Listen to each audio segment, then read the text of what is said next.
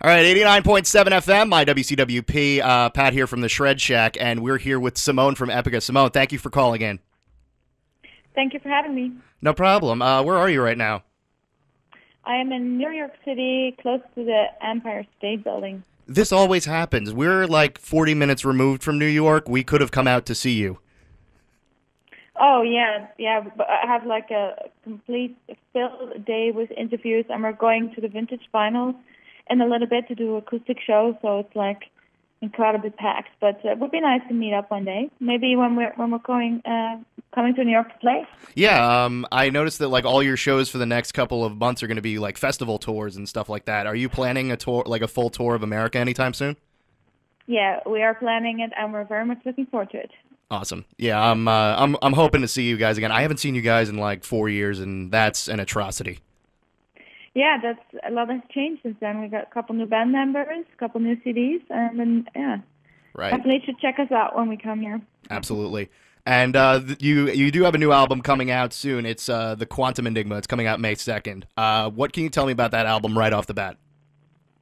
Well, it's the best record ever. No. It's of course our greatest CD so far. We've changed up quite a bit, recording and writing, and as far as the team behind Epica to get the best possible result. We have a new mixer, a new producer. We recorded in a new studio, and we've written this album more as a band than ever before. It sounds to me like in this album, just from what I've heard, which to be honest wasn't a lot, there seems to be more of a blend of the heavy and clean vocals, where in the past, like I felt like one would dominate the other in the song, like you would take turns. Yeah, it's definitely, each song is different, of course, but in general, I'm more like the lead vocalist, and Mark is the grunter, and it's the record, due to the fact that we have a different mixer, sounds heavier than before because the guitars, drums, and bass are more up front. But there's still a lot of dynamics, still very orchestral and very epic, very bombastic. Yeah, it sounded to me like you could hear the instruments a lot clearer, and it sounds like it was just a lot stronger than in previous releases. Was that like the intention, or was it just kind of a happy accident?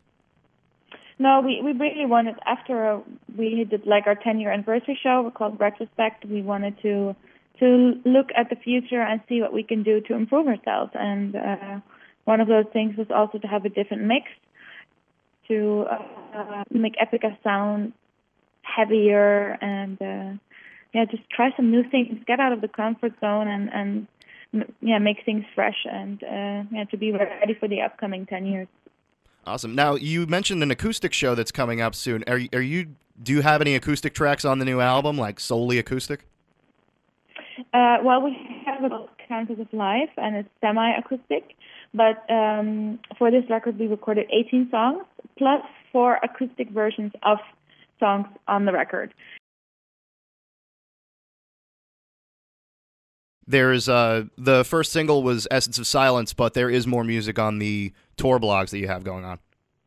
Yeah, we made like a studio documentary in 2 parts, and on those studio documentary you can also hear more music. Besides that, we already performed an additional track live a couple of weeks ago in Amsterdam called Dreamscape. And tonight we're going to play Countess of Life, which is the ballad of the record. So that's going to be, first time. And the fans that are going to be there tonight will witness it. Excellent. Now, I've been listening to Essence of Silence like over and over again. I think it's like one of my favorite songs to come out in the past couple of years. And I'm not just saying that because I'm talking to you. But great. Thank you. Yeah. I've been like thinking about what it means to me, like the lyrics of the song, because with lyric videos you do get like sort of a more of a bigger glance of everything like that. And when I have the chance to look at it, I think the lyrics say to me like the essence of silence is like taking time away from the world to find yourself, like ignoring distractions and looking in yourself to find peace of mind. Am I anywhere near close to what that actually is? Yeah, you're pretty close. It's just that sometimes your thoughts can take over who you really are and just kind of take your take your peace away and your peace of mind, and it's sometimes, you know, in these busy lifestyles with gadgets everywhere, we're constantly working. Our brain's always working, and it's good to take a break from it all and just enjoy the silence, because it's important to, take it in and not be always working. Let the brain work. Excellent. Take a break. And I'm gonna guess that song's gonna be added to the live lineup, like when you guys play. I think that's going to be a great live song. Yeah. Awesome. And since it's a single now, it's basically always that we then perform it live as well. All right. What do you think is like the big difference between, like, if you're gonna start playing it live? What do you think is the big difference between American crowds and the European ones? Well, I find both crowds really great. So Americans are very friendly always. They can go completely nuts, and they can stay pretty calm. Depends on which state you are. It's also different. What have you found about New York? I love New York. Yeah, because New York is again very multicultural, and it's a very artistic city as well. So it's always great to perform your arts in a city that appreciates art. So that's good. And with Europeans, like, what do you think is like the best quality crowds? Each country has its own charismatic feature. Like the Dutch, they are more reserved. The Germans, even more than the Spanish, Italian, Portuguese. They are a little bit more warm-blooded and passionate and kind of more expressionist. So it's different everywhere, and it's nice that it's different everywhere.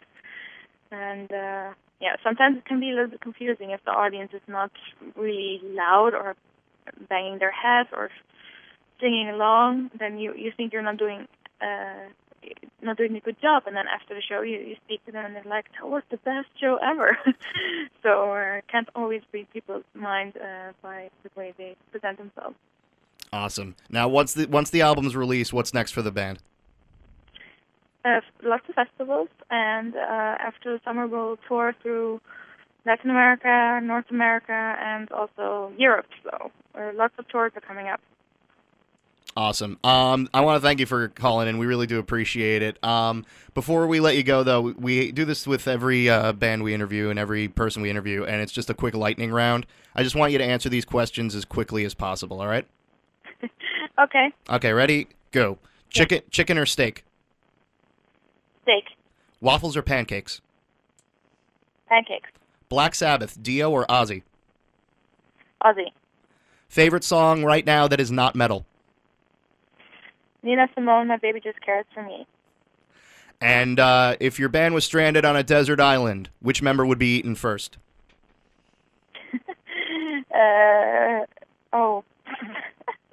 Our computer. I love that there's always an answer, like, right away.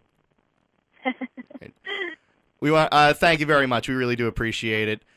Pick up the new album, Quantum Enigma, May 2nd. Simone, thank you very much for your time. Yeah, thank you for having me. Have a great day.